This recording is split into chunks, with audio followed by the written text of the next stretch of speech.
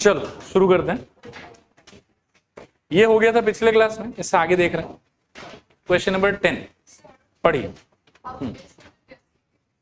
अच्छा देखिए इसको फटाफट। ये मैं बोलूंगा कि वैसे किया करा ये क्वेश्चन है, टेंशन लेने वाला बात नहीं है, पढ़ के देखो एक बार। ये कह रहा है कि prove that the angle between the two tangents drawn from an external point to a circle is supplementary to the angle subtended by the line segment joining the points of contact at the center। मैं थोड़ा feel करवाता हूँ आपको, ये बोलना क्या चाह रहा है देखना ध्यान से। सपोज करो कि ये आपका सर्कल हो गया, फिर ये कह रहा है कि बाहर के पॉइंट से आप इस पे दो टेंजेंट ड्रॉ करो, ठीक है। मान लो कि एक टेंजेंट ऐसा और एक टेंजेंट ऐसा, ठीक है। फिर दोनों टेंजेंट का अपना अपना खुद का क्या आ जाएगा मेरे ख्याल में, पॉइंट ऑफ कॉन्टैक्ट। ये इसका पॉइंट ऑफ कॉन्टैक्ट है और ये इसका पॉइंट ऑफ कॉन्टैक्ट है, ठीक है। अब क्वेश्चन कह रहा है कि इन दोनों टेंजेंट के बीच का एंगल और इनके पॉइंट ऑफ कॉन्टैक्ट को आप अगर सेंटर से जोड़ देते, ठीक है, तो उन दोनों के बीच का एंगल ये होना चाहिए सप्लीमेंट्री। तो ये बात तो हमको पहले से पता है कि हाँ ये सप्लीमेंट्री होता है। आया समझ? एक बार आप फोटो ये वाला देख लो और इसके अकॉर्डिंगली प्रूव कर लेते। चलो ठीक है, मेरे ख्याल में क्वेश्चन आपको समझ में आया। क्वेश्चन वापस से मैं समझा देता हूँ। देखो क्या कह रहा है कि एक्सटर्नल पॉइंट से दो टेंजेंट बनाना है मेरे को। क्वेश्चन कह रहा है कि दोनों टेंजेंट के बीच का एंगल और टेंजेंट्स के पॉइंट ऑफ कॉन्टैक्ट से अगर सेंटर जोड़ते हैं हम लोग, तो उन दोनों रेडियसेस के बीच का एंगल दोनों मिला के क्या होना चाहिए, सप्लीमेंट्री। मतलब दोनों का सम कितना होना चाहिए, 180 डिग्री। आई थिंक बहुत ही सिंपल आर्ग्यूमेंट है, लिखे आप भी। इन क्वाड्रिलेटरल PAOB, ठीक है, इन quadrilateral PAOB angle P plus angle A plus angle O plus angle B सब मिला के होना चाहिए 360 डिग्री। साइड में आप रीजन दे सकते हैं, एंगल सम प्रॉपर्टी। ये क्वाड्रिलेटरल का एंगल सम प्रॉपर्टी।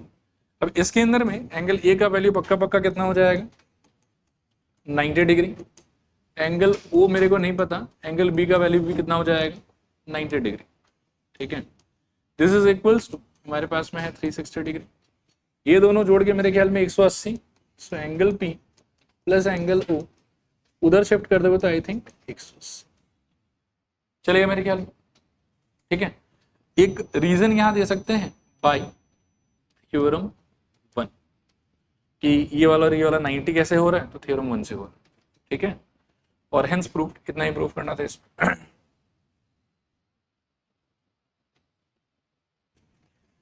चलिए अगले सवाल पे चलते हैं। 10 के बाद में 11 पढ़िए इसको एक बार। Prove parallelogram circumscribing a circle is a rhombus, ठीक है। सर्कमस्क्राइबिंग वर्ड मेरे ख्याल में हम लोग पहले सुन चुके हैं। क्या होता था सर्कमस्क्राइबिंग का मतलब, बाहर वाला कि अंदर वाला। सर्कमस्क्राइबिंग मतलब बाहर वाला और इंस्क्राइब्ड मतलब अंदर वाला। क्लियर मेरे ख्याल। तो यहां पर आप एक बार इमेजिन करें कि पैरेललोग्राम है जो सर्कल को सर्कमस्क्राइब कर रहा है, तो कैसा सिचुएशन रहा हो। मेरे ख्याल में बाहर एक पैरेललोग्राम होगा आपके पास में, अंदर एक सर्कल होगा जो उस पैरेललोग्राम के सारे साइड्स को क्या कर रहा होगा, टच कर रहा होगा, ठीक है मेरे ख्याल में यहाँ तक। और इस सिचुएशन में इस पैरेललोग्राम को हमको क्या प्रूव करना है, हमको इसको प्रूव करना है कि ये क्या हो जाएगा अपने आप में एक रोम्बस, ठीक है। तो फोटो तो टू बी ऑनेस्ट ऐसा होना चाहिए कि आपके पास में एक पैरेललोग्राम है और पैरेललोग्राम के अंदर में ऐसा सर्कल बनाया हुआ है जो उसके सारे साइड्स को टच कर रहा है, तभी हम कह सकते हैं कि parallelogram is circumscribing the circle. और इस सिचुएशन में मुझे ये प्रूव करना है कि ABCD अपने आप में क्या हो जाएगा, रोम्बस, ठीक है। तो इसमें थोड़ा गिवन विवन आपको लिखना पड़ेगा। लिखिए, गिवन में लिखिए ABCD is a parallelogram। ABCD is a parallelogram, full stop। ABCD is a parallelogram, पहला लाइन फिर लिखो, the circle touches, ऐसे लिखना है AB comma BC comma CD comma DA। ये DA के आगे एंड लिख सकते हो, AB comma BC comma CD and DA and R comma Q comma P and S respective, ऐसे लिखना, ठीक है।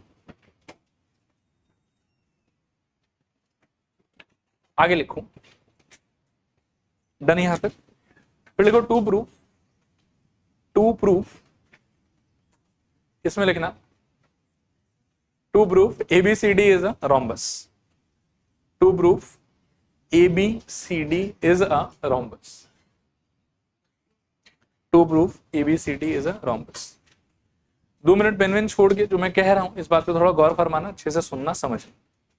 क्वाड्रिलेटरल चैप्टर मैं समझता हूं कि थोड़ा आपको याद होगा क्लास 9 से, ठीक है ना। तो आप थोड़ा सोचिएगा कि क्वाड्रिलेटरल से पैरेललोग्राम जाने के लिए क्या कंडीशंस था, कि दो अपोजिट साइड्स आपका काइंड ऑफ पैरेलल जैसा होना चाहिए और इक्वल भी होना चाहिए, ठीक है। फिर पैरेललोग्राम से अगर आप फर्दर रेक्टेंगल की तरफ शिफ्ट होना चाहते हैं तो कंडीशन क्या था, एक एंगल 90 डिग्री होगा, अपोजिट साइड से इक्वल होगा, वगैरह वगैरह। रोम्बस की तरफ जाना चाहते हैं तो क्या था, ऑल साइड्स आर इक्वल। ये चीज मेरे को चाहिए हो। अब इसमें क्या है कि ये शुरू में खुद ही पहले बोल रहे कि it is already a parallelogram. तो पैरेललोग्राम अगर ऑलरेडी बोल रहा है तो पैरेललोग्राम के अंदर में अपोजिट साइड तो इक्वल होता ही था, उसका तो कोई टेंशन है नहीं। लेकिन रोम्बस बनाने के लिए मेरे को सिर्फ ऑपोजिट साइड से इक्वल दिखाने से नहीं काम चलेगा, मुझे क्या दिखाना पड़ेगा कि ऑल साइड्स आर इक्वल। और इसको दिखाने का there is a particular idea, आपको वो चीज अपने दिमाग में हमेशा सेट करके रखें, ठीक है। सिंस यू ऑलरेडी नो कि इट इज अ पैरेललोग्राम, तो आप इसी बात से बिगिन करेंगे कि अच्छा ठीक है, पैरेललोग्राम यदि पक्का है तो opposite sides are already equal, इस बात से आप स्टार्ट करेंगे। लिखिए प्रूफ में लिखिए since ABCD is a parallelogram नीचे लिखो therefore AB is equals to CD and AD is equals to BC, इसको आप ओवरऑल इक्वेशन 1 मार्क करके छोड़ दीजिए। AB equals to CD and AD is equals to BC, चलेगा मेरे क्या। आगे बात, अब इसके बाद जो मैं करने जा रहा हूं इसको पहले आप थोड़ा अच्छे से देख लो, हाँ। और यहां पर मैं आपको एक लॉन्ग कट भी बताऊंगा, एक शॉर्टकट भी बताऊंगा। यहां तक डन है मेरे ख्याल में सब कुछ। अब मैं कुछ करना चाहता हूं, मैं ना AB और CD यानी कि इन दोनों अपोजिट साइड के सम को एक्सप्लोर करना चाहता हूं। AB को क्या आप डायग्राम से स्प्लिट करके बता सकते हैं क्या हो जाएगा, सब लोग थोड़ा जल्दी AR plus RB, very good. CD को CP प्लस PD या DP plus PC, whatever you से। फिर सबको अपने अपने दोस्त से बदल दो। बदलने का तरीका क्या होगा, थ्योरम 2।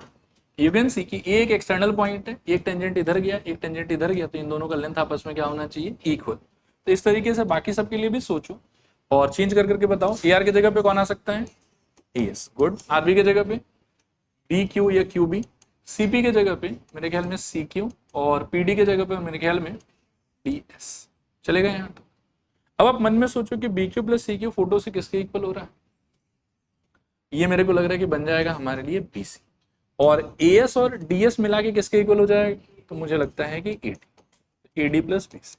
यहां से एक ऊट पटांग चीज आया मेरे पास में कि देयरफॉर, ध्यान से सुनना, कि AB plus CD is equals to AD plus BC, यानी कि ये जो भी स्ट्रक्चर है जो आपके सर्कल को सर्कमस्क्राइब कर रहा है, ठीक है ना, उसका ऑपोजिट साइड्स का लेंथ का सम दे आर इक्वल।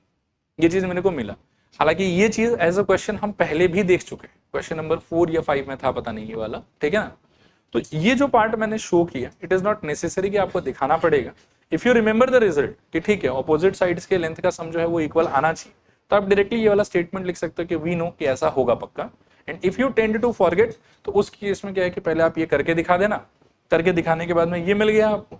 ये मिलने के बाद में आप रिकॉल करो कि इक्वेशन 1 क्या बोलता है। इक्वेशन 1 बोलता है कि ABCD तो इक्वल है, और इक्वेशन 1 बोलता है कि ADBC भी इक्वल है। तो ये जो दो आदमी का सम आपको दिख रहा है ना, इसमें से किसी एक को रखो, दूसरे को बदल दो, और जिसको भी बदलो कोई फर्क नहीं पड़ता। बोलो किसको चेंज करोगे, किसको रखना है, किसको हटाना है। CD को हटाओगे तो इधर AB प्लस क्या बन जाएगा बताओ, AB, और उधर किसको हटाने का मन है, बोलो BC को हटाना है, चलो चलेगा। तो AD प्लस यहाँ क्या आ जाएगा, AD। रीजन क्या बोलोगे इसका, फ्रॉम 1, ठीक है ना। अभी AB प्लस AB क्या हो जाएगा सोचो, मेरे को लगता है कि ट्वाइस AB, और AD प्लस AD क्या हो जाएगा बताओ, मेरे ख्याल में ट्वाइस AD। 2 दोनों साइड से कैंसल्ड ऑफ, क्या बचेगा बताओ, AB is equals to AD। ये समझ में आया। अब इससे अगले स्टेप में आप क्या करो, देखो आप रिकॉल करो वापस से इक्वेशन 1 कि ए बी का दोस्त कौन है, सी डी। तो ए बी के साथ में मुझे ऐसा लगता है कि ए बी को तो रखूंगा ही, साथ में मैं सी डी चिपका सकता हूं यहाँ। और सिमिलरली एडी का दोस्त कौन है, देखो बीसी।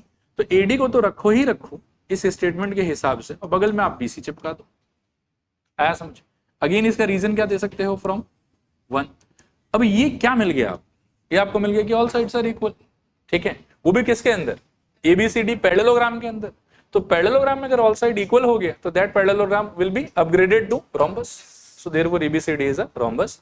इस क्वेश्चन में एक ही ट्रिक पार्ट है कि ये वाला जो है, if you remember last class में मैंने बहुत स्ट्रेस देके बोला था कि ये रिजल्ट हमेशा जब भी क्वाड्रिलेटरल किसी सर्कल को सर्कमस्क्राइब करेगा तो ये होगा ही होगा। इसमें एमसीक्यू भी बहुत अच्छा बन सकता है, ठीक है ना। तो अगर रिजल्ट याद रहता है तो डायरेक्टली ये स्टेटमेंट क्लेम कर लो, इन केस भूल जाते हो तो 2 स्टेप लगेगा, तोड़ ताड़ के दिखा दो, और दिखाने के बाद में फिर से आप पैरेललोग्राम का ऑपोजिट साइड इक्वल क्लेम करके यहां से आप पहुंचेंगे पहले यहाँ पे, फिर से इक्वेशन 1 से ये वाला आपको मिल जाएगा, ठीक है। और यहां से आप एक लाइन और अटैच करेंगे इसमें कि एबीसीडी इज अ रोम्बस, ठीक है। करिए कॉपी फटाफट, दिखा देता। चलो ये पेज देखो। हाँ, अच्छा एक लाइन लास्ट में लिख लें कि एबीसीडी इज अ रोम्बस, ठीक है। अच्छा आगे हम देखो इस क्वेश्चन की तरफ चल रहे हैं। ये वाले क्वेश्चन पे आप मन जितना चाहे उतना स्टार लगा लें, मेरी तरफ से 7 कम से कम, ज्यादा लगाना हो तो लगा सकते हैं। करें फटाफट, स्टार बना लें। अच्छा हाँ, ऐसे फॉलोअर होना चाहिए, ठीक है। सुनो, इसको टच करने से पहले मुझे 9 का एक छोटा सा आइडिया आप लोगों के साथ में डिस्कस करना है, जिस आइडिया का नाम था हीरो, N'(S), हीरोन्स। याद आ गया ना? अभी देखो हीरोन्स फॉर्मूला क्या था, पहले उसको समझ लेते हैं। सुने ध्यान से सुने, देखो यहां देखो, ए बी, एक बार मैं भी ट्राई कर लेता हूं, मेरा भी रिवीजन हो जाए।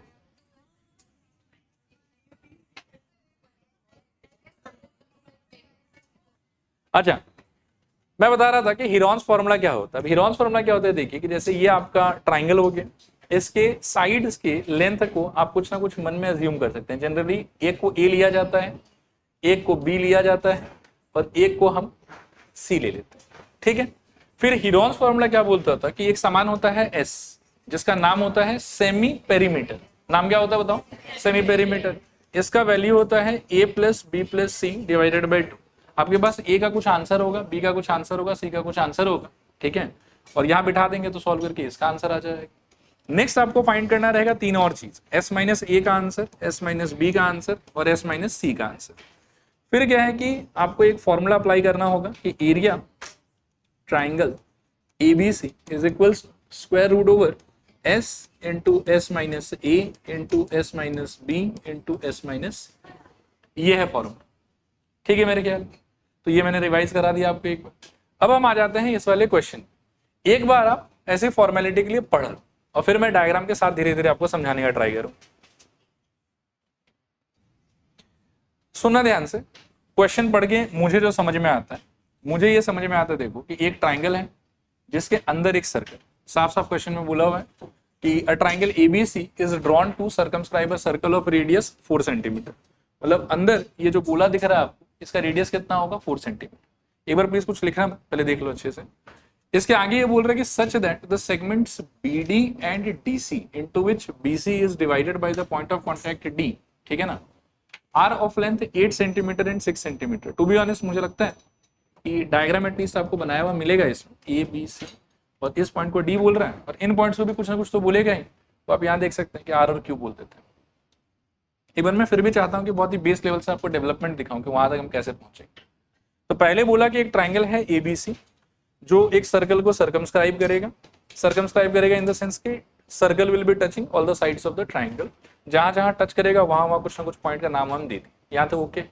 फिर उसके अंदर ये वाला जो लाइन है कि एक तो रेडियस 4 सेंटीमीटर का, उसका मैं थोड़ी देर में यूज करूंगा, और सेगमेंट बीडी और डीसी का लेंथ मेरे को बोला हुआ है कि 8 सेंटीमीटर और 6 सेंटीमीटर रेस्पेक्टिवली, मतलब बीडी वाला ये हिस्सा कितना हो जाएगा बताओ 8 और ये हिस्सा कितना हो जाएगा बताओ 6।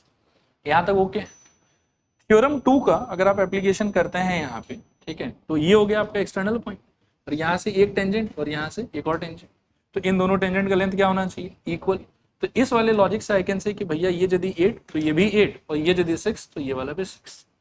ठीक है, क्वेश्चन में आपसे पूछा क्या है वो देखो, पूछा है कि बताओ ए बी का लेंथ कितना होगा और पूछा है कि बताओ ए सी का लेंथ कितना होगा। अब ए बी का लेंथ निकालने के लिए ये 8 का तो मेरे को पता है लेकिन ए क्यू का नहीं पता और मेरे को ए आर का भी नहीं पता, लेकिन किस्मत से जो वैल्यू मान लो कि ए आर का होगा वही वैल्यू ए क्यू का होगा, कोई टेंशन वाला बात नहीं, क्योंकि again A is external point और वहां से दो टेंजेंट आ रहा है सर्कल के ऊपर में। तो इफ आई अज्यूम कि this part is x, then I can safely say कि okay this part is also x and according to my assumption फिर AC ओवरऑल कितना हो जाएगा सोचो, आई थिंक 6 + x या x + 6। और व्हाट अबाउट AB, इस पे क्या कमेंट कर सकते हो, आई थिंक x + 8, ये 8 + x चलेगा यहाँ तक सब कुछ। इसके आगे क्या है देखो, अब x फाइंड करना है मेरे, तो x फाइंड करने के लिए हमको दो काम करना पड़ेगा। दो काम क्या करना पड़ेगा मैं एक एक करके बताता हूँ। जो पहला काम है आपका, उस काम के अंदर में आप जो सेंटर ऑफ द सर्कल होगा ना यहाँ कहीं पे, उसको फर्स्ट ऑफ ऑल सारे पॉइंट ऑफ कॉन्टैक्ट से जोड़ दो, ठीक है, ऐसे ऐसे और ऐसे। और उसके बाद में आप क्या करो कि उसको सारे वर्टाइसेस से भी जोड़, ऐसे ऐसे और ऐसे, ठीक है। जोड़ने के बाद में देखो, ध्यान से देखना, जोड़ने के बाद में ये जितना भी पिंक कलर का बना है वो आपके हिसाब से लेंथ वाइज क्या है इस situation, radius of the circle and which is yes 4 centimetre, क्योंकि दिया हुआ रेडियस हम लोग को 4, this is 4, this is 4 and this is also 4 and this point I will say कि ये वाला O है मेरे, ठीक है। तो जो first approach of finding area होगा ना मेरे हिसाब से वो क्या होगा, वो होगा ना ना ना ना ना सुनना ध्यान से, वो क्लास 8 वाला एक आइडिया है। 8 में क्या होता था कि पहले तो स्टैंडर्ड फिगर का एरिया कैसे निकलेगा ये सिखाया जाता था, और फिर क्या ना कि अपने मन से कोई भी एक घटिया सा डिजाइन बना के दे देता था कि अब इस डिजाइन का एरिया बताओ। तो वहां हम लॉजिक क्या लगाते थे कि पूरा ओवरऑल डिजाइन अगर अपने आप में कुछ बहुत सुंदर बहुत स्टैंडर्ड नहीं है तो we break the design into few parts, जिसमें हर पार्ट इंडिविजुअली अपने आप में कुछ ना कुछ बहुत बढ़िया चीज हो। आए बात समझ। तो वैसे कोई घटिया काम मैं यहाँ करने जा रहा हूँ। देखो क्या, मेरे को इस पूरे ट्राइंगल का एरिया चाहिए, ठीक है। उसके लिए मैं क्या प्रपोज कर रहा हूँ कि देखो इस पूरे ट्राइंगल को आप 3 छोटे छोटे ट्राइंगल में ब्रेक कर, सुनना और देखना ध्यान से। पहला ट्राइंगल, दूसरा ट्राइंगल और तीसरा ट्राइंगल, और इन तीनों ट्राइंगल के एरिया का सम अगर आप सोचोगे ध्यान से तो वो मेरे ख्याल में पूरे बड़े ट्राइंगल ABC का एरिया होना चाहिए। बोलो क्या बोलते, ये बात आया समझ? नहीं आया समझ? मैं एक बार और दिखाता हूं, देखना थोड़ा ध्यान से। ABC का मुझे पूरा एरिया चाहिए, तो पूरा एरिया पाने के लिए तो half into base into height ABC पे भी लगा सकते थे। बेस मेरे पास में मोस्ट प्रोबेबली है भी, but I am not sure about height, ठीक है ना, कि this line will be a straight line, ऐसा कहीं क्वेश्चन में हमको दिया हुआ नहीं, तो this might not be the height also, ठीक है ना। इसीलिए मैं डायरेक्टली ट्राइंगल के ऊपर में पूरे ट्राइंगल पे एक साथ हाफ इंटू ए मतलब बेस इंटू हाइट नहीं लगा सकता। तो मेरा प्रपोजल ये है देखो कि पूरे बड़े ट्राइंगल को break it into 3 smaller parts. First part is this one, ये वाला, ठीक है। Second part is this one, ये वाला, ठीक है, and third part is this one. और इन तीनों का somehow if I can find the area and add them up, तो अल्टीमेटली तो पूरे बड़े ट्राइंगल का एरिया आ जाएगा ना। आया लॉजिक समझ?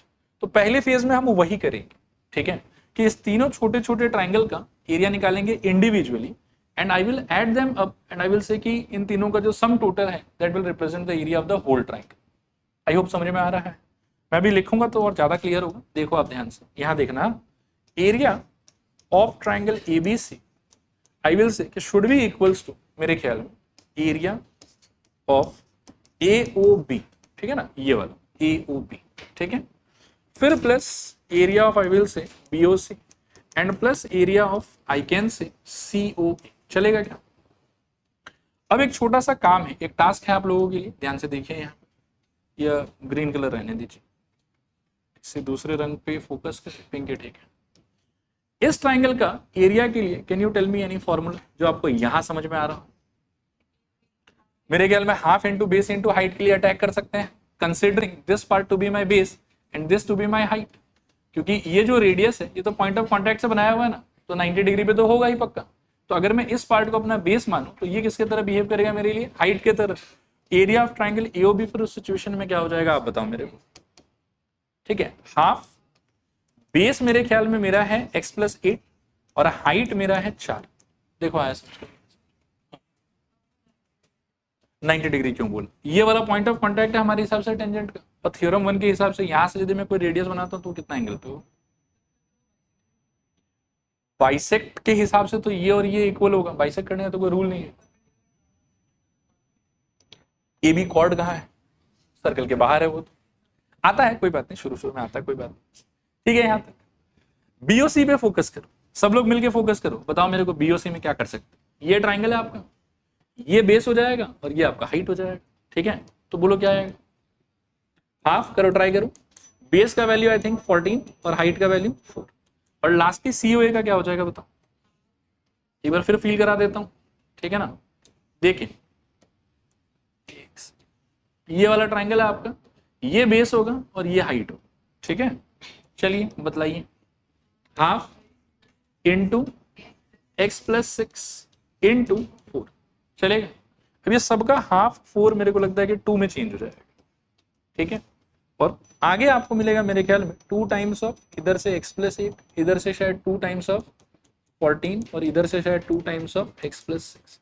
सबको खोल खाल के सिंप्लीफाई कर दो तो क्या होगा सोचो, थोड़ा मेहनत करते हैं। 2x + 16 + 28 + 2x + 12 सब मिला जुला के 2x 4x 16 12 28 28 28 56 56।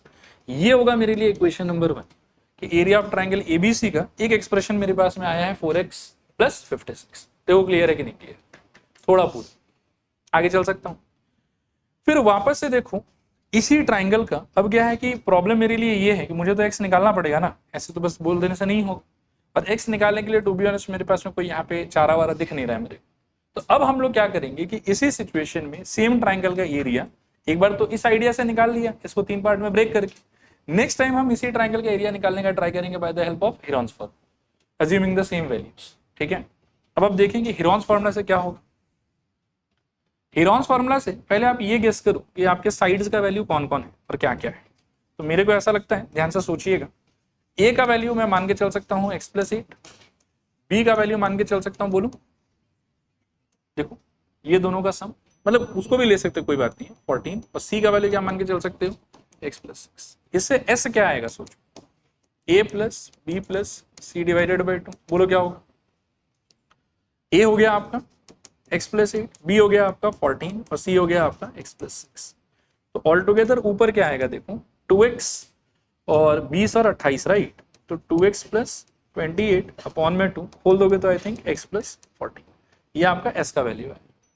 चलेगा यार, अब मेरे को एरिया का फॉर्मूला लगाने के लिए तो और 3 चीज चाहिए, क्या क्या, s - a, s - b और s - c। मेरा a ये रहा, मेरा b ये रहा, मेरा c ये रहा। आइए मेहनत करें, तो s - a टेक्निकली क्या हो जाएगा, x+14 माइनस व्हाट, x+8, सही कह रहा हूं, और सिंप्लीफाई करके x तो कट ही जाएगा, 14 - 8 का वैल्यू 6। ठीक है, s - b का सोचो, तो x+14 ये s हो गया, -14 14 14 कौन कितना आएगा x, एंड s - c का सोचो,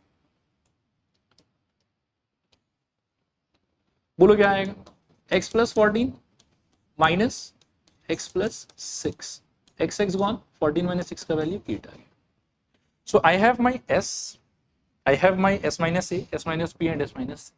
अब क्या करना चाहिए मेरे को बताओ,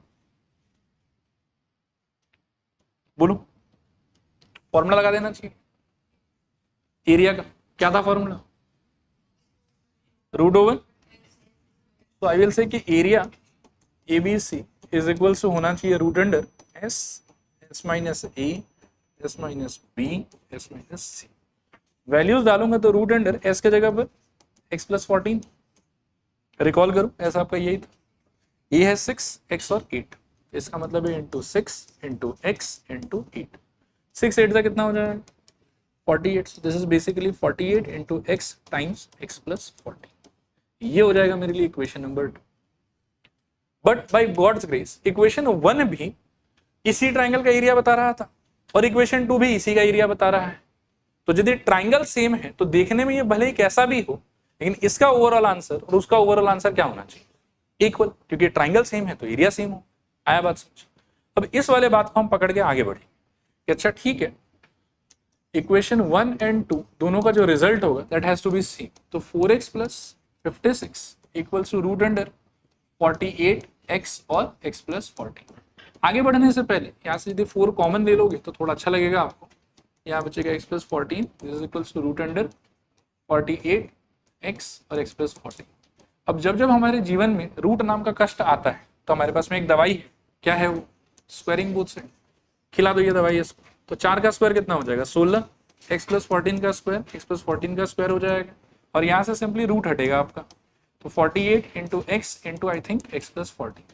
यहाँ से मजेदार बात देखो, 16 48 गॉन 3, एक मेरे ख्याल में पूरा x प्लस 14 का एक्सप्रेशन कट, बचेगा क्या आपके पास में? x plus 14 is equals to 36। x को उधर धक्का मारो तो 14 इक्वल्स टू आई थिंक 26, और यहाँ से x इक्वल्स टू 7। ठीक है, लेकिन वापस आई विल से कि देखो x इक्वल्स टू 7 आपका फाइनल आंसर नहीं, क्योंकि आपके जीवन का लक्ष्य x ढूंढना नहीं था, आपका एम था AB और AC ढूंढना। तो AB है टेक्निकली मेरे ख्याल में x प्लस 8 और AC है टेक्निकली x प्लस 6। तो आपका जो फाइनल आंसर है वो देखो क्या हो जाएगा, AB is equals to x plus 8, this is equals to 7 plus 8 and which is equals to कितना? 15, and similarly AC is equals to I think x plus 6 which is equals to 7 plus 6 which is equals to 13। Unit सबका centimetre है तो आपका answer का भी unit centimetre है। ठीक है, ये बहुत इंपॉर्टेंट क्वेश्चन है, अगर आता है तो देखो कुछ बहुत टफ नहीं है, एकदम प्रेम प्यार से धीरे धीरे सोच सोच के 2 बार आपको फॉर्मूला लगाना है। इक्वेट करने पे भी आप देखोगे कुछ बहुत कॉम्प्लिकेटेड क्रिएट नहीं हुआ, सिंपल सा ही था। लेकिन अगर याद नहीं रहा एग्जाम में तो खुद से तो नहीं हो, आपको 1-2 बार प्रैक्टिस करके जाना पड़ेगा। ठीक है, करिए, कॉपी करिए।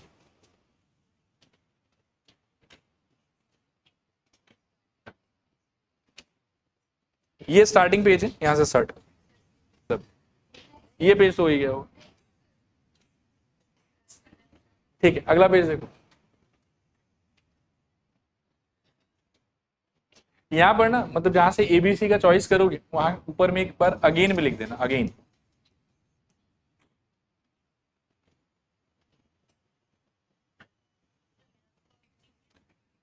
ये पेज डन, नेक्स्ट पे जा रहे हैं। अच्छा नेक्स्ट पेज, लास्ट पेज करें फटाफट। अच्छा मेरे विचार में हो गया होगा सबका। अभी सेकेंड लास्ट क्वेश्चन की तरफ चलते हैं, पढ़िए इसको।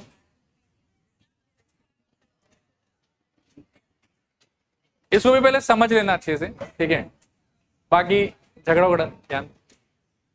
ये कह रहा है कि prove that the opposite sides of a quadrilateral circumscribing a circle subtend supplementary angle at the centre of the circle. मैं थोड़ा पहले फील कराता हूं आपको ये बोलना क्या चाह रहा है, फिर हम कुछ प्रूव करने या ट्राई करेंगे।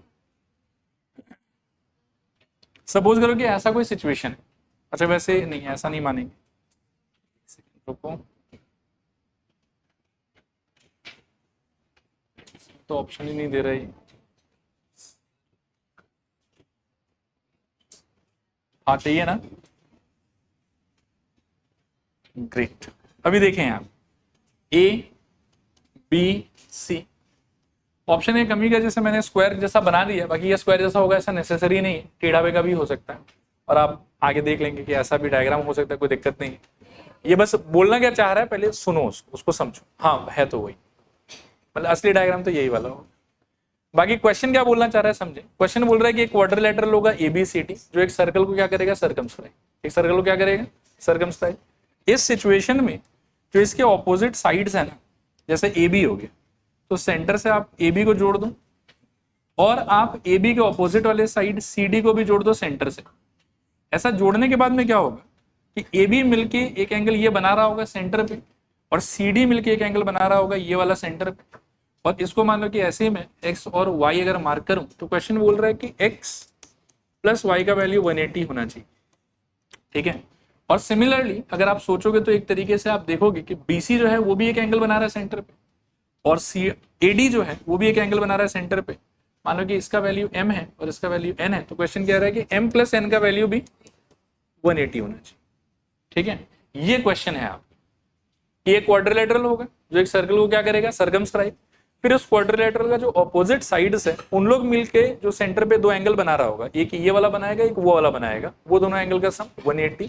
सिमिलरली एक ये वाला बनाएगा और एक ये वाला बनाएगा, इन दोनों का सम भी कितना होना चाहिए, 180। ये क्वेश्चन है। आप बाकी सॉल्व कैसे करेंगे पहले उस पर बात कर लेते हैं, फिर मैं लिखवा दूँ।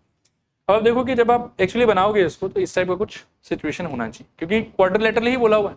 यहाँ पर मान लो कि बनाने में टाइम लगता है, इसलिए मैंने इसका शॉर्टकट मार लिया थोड़ा सा। बाकी क्वाड्रिलेटरल ही बोला है तो इट इज नॉट नेसेसरी कि स्क्वायर या रेक्टेंगल के शेप में ये कुछ आएगा, कुछ भी उल्टा पुल्टा हो सकता है। तो एक आपके पास में बाहर की तरफ से क्वाड्रिलेटरल है, सर्कमस्क्राइबिंग अ सर्कल, और सर्कमस्क्राइबिंग के लिए या की वजह से क्या हो सकता है कि the circle will be touching all the sides of the quadrilateral. ठीक है, मेरे ख्याल में यहाँ तक। Now you are suppose to prove, मैं थोड़ा सा अगर वैल्यू लिख दूं यहाँ पे तो 1 2 3 4 5 6 7 8। आपको प्रूव तो ये करना है मेरे ख्याल कि 1 + 8 मतलब एंगल 1 + एंगल 8 और प्लस एंगल 5 + एंगल 4 मिला के कितना, 180। And similarly you are suppose to prove कि एंगल 7 + एंगल 6 + एंगल 2 + एंगल 3 मिला के कितना, 180। ये आपको प्रूव करना है अल्टीमेट। आई होप समझ में आ रहा होगा। और प्रीवियस डायग्राम से अभी वाले डायग्राम में एक बस चीज अलग हुआ, क्या अलग हुआ उसको आप समझिए कि आपने ना सेंटर से सारे पीओसी को जोड़ दिए। ये उस डायग्राम में अलग हो रखा है, जिसकी वजह से मतलब उसमें बहुत कुछ दिख रहा है। ऐसा हमने कर दिया, सारे पीओसी को जोड़ दिया, चलेगा यहां तक। अब प्रूफ करेंगे कैसे, उसका आर्ग्यूमेंट बहुत सिंपल, ध्यान से सुनना और देखना। यहाँ पे आप अगर डी पॉइंट से स्टार्ट करो, सपोज ये बाहर का पॉइंट हो गया आपके, बाहर के पॉइंट से दो टेंजेंट डीएस और डीआर। अभी डीएस जो सेंटर पे एंगल बनाएगा और डीआर जो सेंटर पे एंगल बनाएगा, वो दोनों एंगल क्या होना चाहिए, इक्वल। थ्योरम 2 का रिमार्क, ठीक है। सिमिलरली ए पॉइंट एक्सटर्नल पॉइंट है, यहाँ से दो टेंजेंट जा रहा है एएस और एपी। अब एएस जो सेंटर पे एंगल बनाएगा वो वाला और एपी जो सेंटर पे एंगल बनाएगा वो वाला, ये दोनों भी आपस में क्या होना चाहिए, इक्वल। सिमिलरली बी भी एक बाहर का पॉइंट है, यहाँ से दो टेंजेंट बी क्यू और बीपी। अब बी क्यू जो सेंटर पे एंगल बनाएगा वो वाला और बीपी जो सेंटर पे एंगल बनाएगा वो वाला, ये दोनों भी आपस में क्या होना चाहिए, इक्वल। एंड लास्ट आर्ग्यूमेंट कि सी इज ऑल्सो एक्सटर्नल पॉइंट, वहां से भी दो टेंजेंट आ रहा है सीआर और सी क्यू। तो सीआर जो सेंटर पे एंगल बनाएगा और सी क्यू जो सेंटर पे एंगल बनाएगा, they should also be equal. ठीक है, अब देखो प्रूफ करते हैं। प्रूफ बहुत सिंपल है, 2 मिनट बस आप पेशेंस रख के देखिए। पहला आर्ग्यूमेंट मेरा ये होगा कि कौन किससे इक्वल है, ये चीज डिक्लेयर कर देता हूं। आई थिंक 1 = 2 और 7 = 8 और 6 = 5 और 4 = 3, ये सब सारा का सारा पेयर वाइज इक्वल हो जाएगा। नेक्स्ट पॉइंट ये है मेरा, ठीक है, कि ये तो एक पॉइंट है ना अपने आप, तो इसके अराउंड जो ये पूरा एंगल सबका सम कितना होना चाहिए, 360 डिग्री। तो हम इसी बात को लिखेंगे कि पक्का एंगल 1 2 3 4 5 6 7 8 सब मिला जुला के कितना होना चाहिए, 360। और रीजन आप यहाँ पे देख सकते हो, कंप्लीट एंगल। ठीक है, अब अपना टारगेट को दिमाग में रखो। आपका टारगेट क्या है? टारगेट तो आपका ये था ना कि 1854 मिला के 180 होना चाहिए, क्योंकि फर्स्ट फेज में आप क्या करोगे कि आप इसका और इसका सम 180 प्रूव करने का ट्राई करोगे। एंड सेकेंड फेज में यू विल ट्राई कि इसका और इसका सम क्या हो जाए, 180। तो फर्स्ट फेज पे अगर फोकस करना चाहते हो तो आई थिंक आपको 1 8 5 और 4 इन चार को इन्वॉल्व करना चाहिए। तो इसके अकॉर्डिंगली आप क्या करो कि इस वाले स्टेटमेंट में जानबूझ के, सिंस यू ऑलरेडी नो कि आपको 1 को यूज करना है, 8 को करना है, 5 को करना है और 4 को करना है, तो इनको सेव करो और बाकी लोग को कन्वर्ट करो इनमें। ठीक है, तो अगर कन्वर्जन का प्रोसेस हम स्टार्ट करें तो देखो 1 हमको चाहिए कि नहीं चाहिए, फर्स्ट पार्ट के प्रूफ के लिए चाहिए, आई विल कीप इट। 2 हमको चाहिए कि नहीं चाहिए, आई थिंक नहीं चाहिए, तो 2 के जगह बदल के क्या लिख सकते हैं, एंगल 1, क्योंकि एंगल 1 और एंगल 2 इक्वल है। नेक्स्ट आप सोचो 3 आपको चाहिए कि नहीं चाहिए, आई थिंक नहीं चाहिए, चेंज करके यू कैन मेक इट 4। 4 आपको चाहिए, कीप इट। 5 आपको चाहिए, keep it. And 6 I think नहीं चाहिए आपको, चेंज इट, क्या आ जाएगा, 5। ठीक है ना, 6 और 5 इक्वल होगा आपस में, तो उसकी जगह 5। फिर 7 आपको चाहिए कि नहीं चाहिए, 7 नहीं चाहिए मेरे ख्याल में, 8 चाहिए आपको, तो 7 के जगह बदल के आप लिख दो 8 और 8 के जगह पर तो 8 ही रहने, this is equal to 360। You will find कि 1 भी 2 बार आया, 4 भी 2 बार आया, 5 भी 2 बार आया और 8 भी 2 बार आया। ठीक है, सो 2 times angle 1, 2 times angle 4, 2 times angle 5 and 2 times angle 8, सब मिलाया कितना हो गया बताओ, 360। सब में से 2 कॉमन ले लो, तो angle 1 plus angle 4 plus angle 5 plus angle 8 this is equals to 360। 2 से काट दो यहाँ पे तो ये आ जाएगा मेरे ख्याल में 180, hence proved. Angle 1 plus angle 4 plus angle 5 plus angle 8 is equals to 180। ठीक है, क्लियर मेरे ख्याल में। अच्छा, इसको चेंज करके मैं चाहूंगा कि 1 और 8 मिला के क्या हो जाएगा बताओ। I think angle AOD. ठीक है, एंगल एओडी और 5 और 4 मिला के क्या हो जाएगा मेरे ख्याल में angle BOC plus angle BOC is equals to 180, ऐसा लिखते हैं। ठीक है, और इसके बाद वाले पार्ट के लिए हम बोलेंगे नहीं, हमको प्रूफ कुछ नहीं कर, वी विल से कि सिमिलरली वी कैन शो कि angle AOB plus angle COD is also equals to how much 180 degree and hence. ठीक है, लिखो सिमिलर, मैं लिखा देता हूं।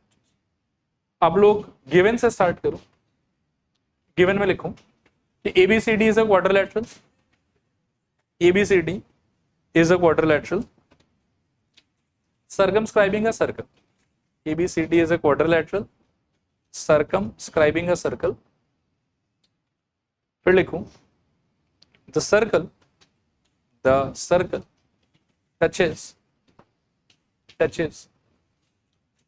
AB comma BC, circle touches AB comma BC comma CD and DA at P and P comma Q comma R and S respectively नीचे लिखो to proof angle AOD plus angle BOC, angle AOD plus angle BOC is equals to 180 degree. AOD Agra, orange, Delhi, Bombay, orange, Calcutta. AOD plus BOC equals to 180 and angle AOB plus angle COD is equals to 180। दोनों prove करना है। AOB plus angle COD is equals to 180। फिर लिखो proof में लिखो clearly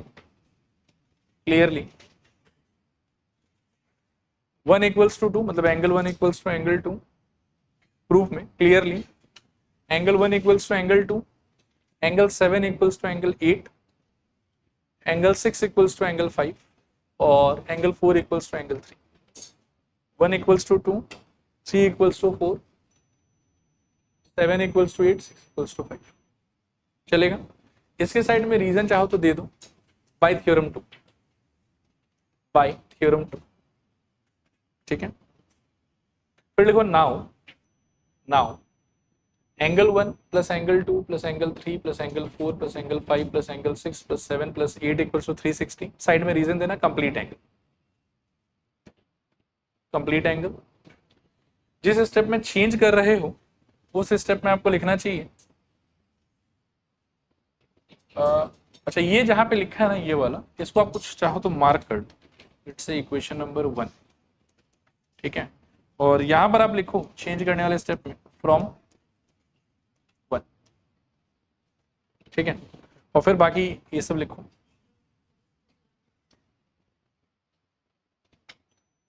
एक line इसके नीचे लिखो सिमिलरली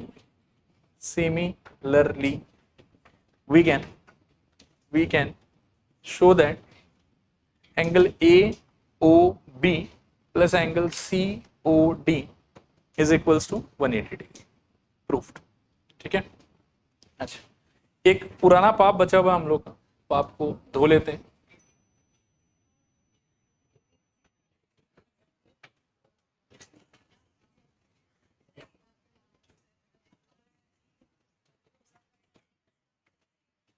लीजिए पढ़िए इसको फटाफट, लास्ट क्वेश्चन आज के लिए। नहीं बहुत छोटा है, ज्यादा नहीं, मतलब इसमें थोड़ा लॉजिक है। पढ़िए एक बार, ये क्या बोलना चाह रहे? हाँ बाय 0.2। हाँ 5 मतलब वही ना, पाप कर रखा है पहले का पाप है, धो रहे हैं। नहीं खतरनाक, मैं ऐसे ही खतरनाक बोल देता। खतरनाक मतलब इसमें क्या है कि मेथड ऑफ कॉन्ट्राडिक्शन जैसा कुछ मतलब क्या कि अप्रोच है, थोड़ा सा स्ट्रेट फॉरवर्ड अप्रोच नहीं। अच्छा लेट मी ट्राई वंस, ठीक है ना, आप एक बार मन लगा के पढ़ें इसको फटाफट, फिर बताता हूं।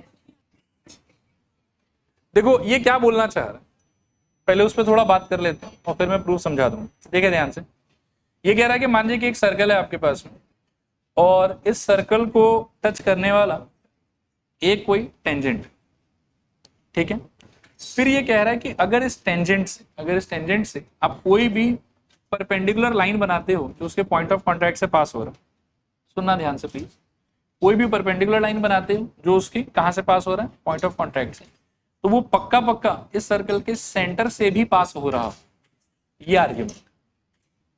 ठीक है, एक बार क्वेश्चन फिर रिपीट करता हूं क्योंकि क्वेश्चन में ही सोल्यूशन छुपा हुआ है, आपको ध्यान से क्या समझना पड़ेगा। क्वेश्चन क्या बोल रहा है, क्वेश्चन बोल रहा है कि एक सर्कल है, सर्कल के पास में एक टेंजेंट है, टेंजेंट सर्कल को एक पॉइंट पे टच करेगा, जिस पॉइंट पे वो उसको टच करेगा उस पॉइंट से if you draw any perpendicular line, तो आगे चल के वो लाइन पक्का पक्का कहां से पास करेगा, सेंटर से पास करेगा। ठीक है, लिखिए गिवन, गिवन में लिखिए let there be a circle, let there be a circle with centre O, with centre O। ठीक है, आगे लिखूं let PQ, let PQ be a tangent, let PQ be a tangent touching the circle at T, at T, at T, touching the circle at T, चलेगा। फिर लिखो TA, TA perpendicular PQ is drawn, TA perpendicular PQ is drawn। ठीक है, line का नाम तो question में लिया हुआ ही है, कुछ क्वेश्चन में जिसका नाम नहीं है वैसा कुछ बनाएंगे तब हम कंस्ट्रक्शन में जाएंगे। ठीक है, क्लियर मेरे ख्याल में यहां तक। फिर लिखो to proof, to proof TA will pass through O, TA will pass through O, TA will pass through O। अब लिखो कंस्ट्रक्शन, कंस्ट्रक्शन, कंस्ट्रक्शन में आप लिखें join, join OT, join OT। मतलब आप जब बनाएंगे तो एक्चुअली दोनों ओवरलैप कर रहा होगा, मैंने डिस्टिंग्विश करने के लिए इसको ऐसा रखा है उसको वैसा रखा है, जॉइन OT। ठीक है, अब लिखो प्रूफ, प्रूफ है तो दो ही लाइन का, लेकिन बस वही कि डाइजेस्ट हो जाए इसके थोड़ा ध्यान से सुनना मैं क्या कह रहा हूं। ठीक है, लिखो clearly, clearly angle OTP, OTP is equals to 90 degree.